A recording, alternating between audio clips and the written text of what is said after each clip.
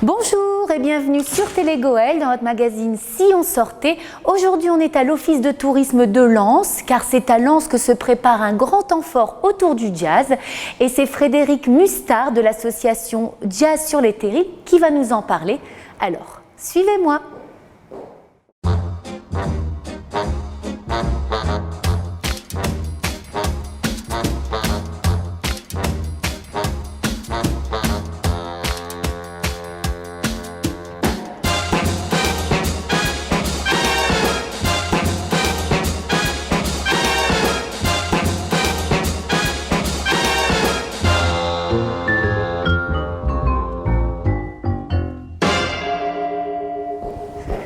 Bonjour Frédéric. Bonjour Nathalie, enchanté.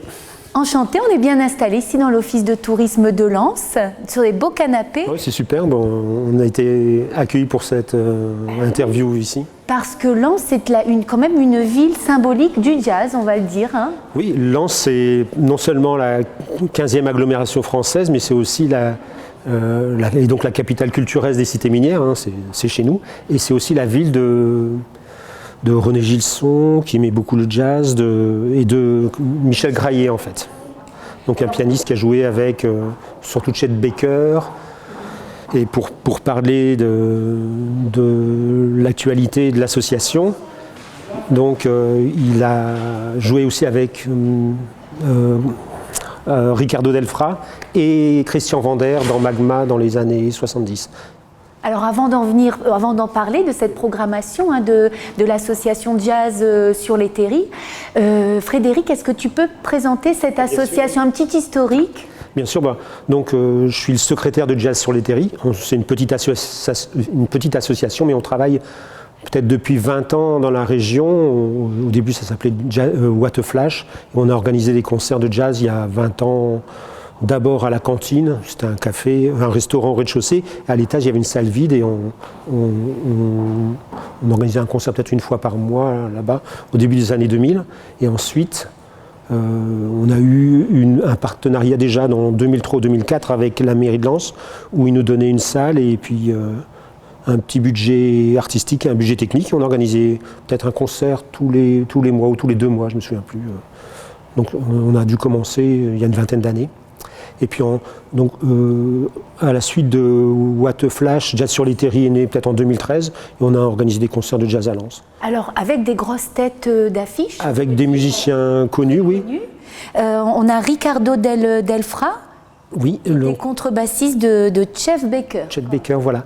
Donc Ricardo, c'est un musicien italien qui vient avec des jeunes élèves du conservatoire, enfin des ex-élèves du Conservatoire national supérieur de musique, du CNDP, parce que Ricardo est directeur des classes de jazz et de musique improvisée au Conservatoire national supérieur de musique. Donc c'est des musiciens importants. Ricardo, il a joué avec Chet Baker et Michel Graillet, je pense au début des années 80.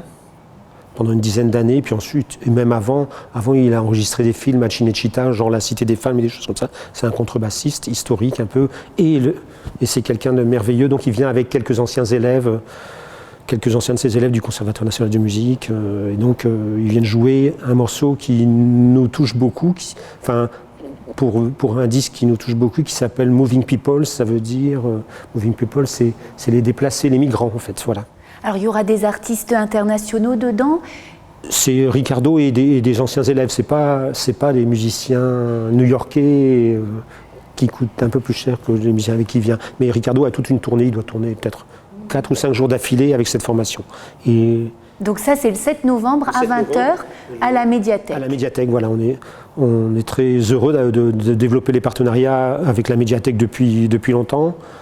Avec le Colisée, on en reparlera, puisque la prochaine date après Ricardo, c'est... Un autre artiste, incontournable. Oui, voilà, donc pour la 4e édition du Festival Michel Graillet, on a eu la chance de contacter Christian Vander, qui viendra jouer avec des musiciens français pour un répertoire autour de John Coltrane, en fait. Donc on est très contents, c'est des belles choses. Alors pour ces 2 dates, comment fait-on pour réserver ? On s'adresse directement à la médiathèque? Oui, on s'adresse directement plutôt au Colisée, parce que là, ils ont un site avec des abonnements, parce qu'avec les abonnements, c'est quand même nettement moins cher. Parce que les prix sont vraiment, c'est 10 ou 15 euros. Je pense que les musiciens jouent d'habitude pour beaucoup plus cher. Et donc 10 ou 15 euros. Et il y a des abonnements sur le site de la mairie, mais je pense que le plus simple, c'est d'appeler le Colisée.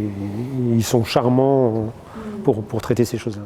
Alors peut-être un dernier mot pour inviter les téléspectateurs à venir voir ces concerts de jazz, parce que c'est pas une musique quand même courante, populaire ici chez nous. Oui, mais c'est du partage, c'est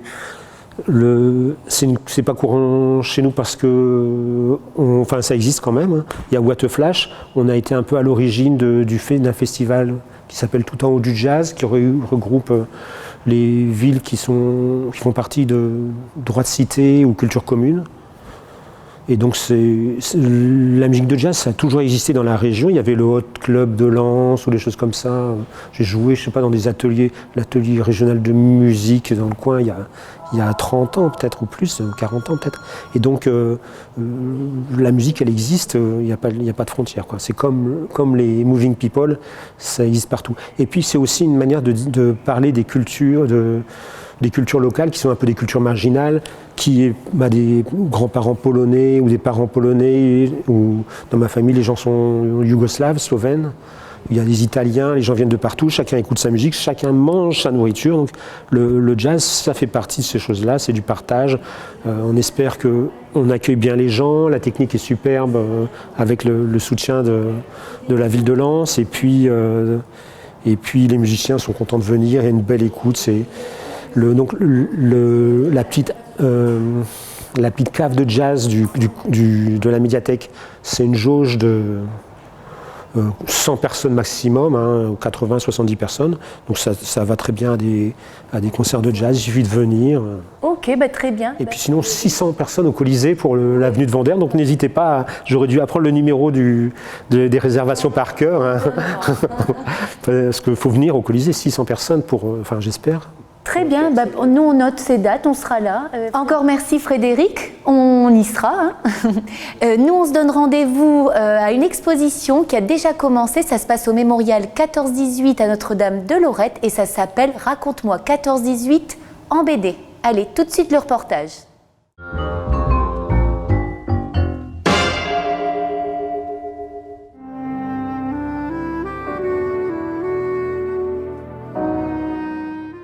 Alors, bienvenue à l'exposition Raconte-moi 14-18 en BD au Mémorial 14-18 Notre-Dame de Lorette. Donc, c'est une exposition qui est présentée jusqu'au 5 janvier. Elle a été faite en partenariat avec l'Historial de Péronne. Donc on propose un parcours autour de la bande dessinée à partir d'un ouvrage qui s'appelle Traces de la Grande Guerre. Donc c'est un parcours qui est dans les salles d'exposition permanente, mais aussi dans notre salle d'exposition temporaire où vous pouvez découvrir le lien entre bande dessinée et Première Guerre mondiale.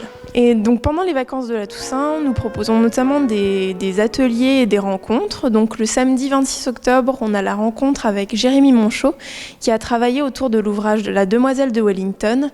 Donc il nous présentera ses inspirations et pour les illustrations qu'il a faites pour ce roman. On propose aussi donc des ateliers de jeux, donc les 2 derniers week-ends des vacances d'octobre, donc où les visiteurs peuvent découvrir l'exposition et ensuite faire des jeux autour de la Première Guerre mondiale. Donc l'idée c'est de découvrir finalement en famille la Première Guerre mondiale autrement, à travers non seulement le médium de la bande dessinée, mais aussi des jeux de société. Alors, donc ici, les bandes dessinées qui sont présentées, c'est à partir, on va dire, de 12 ans, mais donc ça s'adresse également aux adultes, bien sûr. On voit que la bande dessinée autour de la Première Guerre mondiale, c'est quand même des ouvrages très variés qui vont vraiment s'adresser à tous les âges.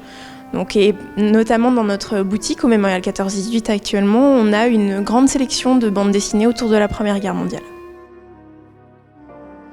Après, ça fait déjà un moment que la bande dessinée s'est appropriée vraiment la thématique de la Première Guerre mondiale. Donc c'est vraiment un médium privilégié pour ces auteurs qui choisissent souvent la thématique car ils s'inspirent de faits familiaux ou de leur histoire personnelle. L'exposition Raconte-moi 14-18 en bande dessinée est présentée jusqu'au 5 janvier 2020. Et donc elle est gratuite, donc accessible au Mémorial 14-18 Notre-Dame de Lorette du mardi au dimanche, donc de 10h à 13h et de 14h à 18h et 17h à partir du 1er novembre.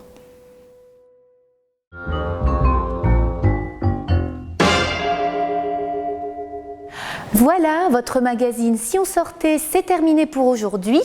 Profitez de vos vacances d'hiver pour venir ici à l'Office de tourisme de Lens-Liévin. Toute l'équipe se fera un plaisir de vous renseigner sur toutes les visites et activités à faire sur le territoire. Quant à nous, on se donne rendez-vous dans une prochaine édition. Et d'ici là, à vous de trouver la sortie.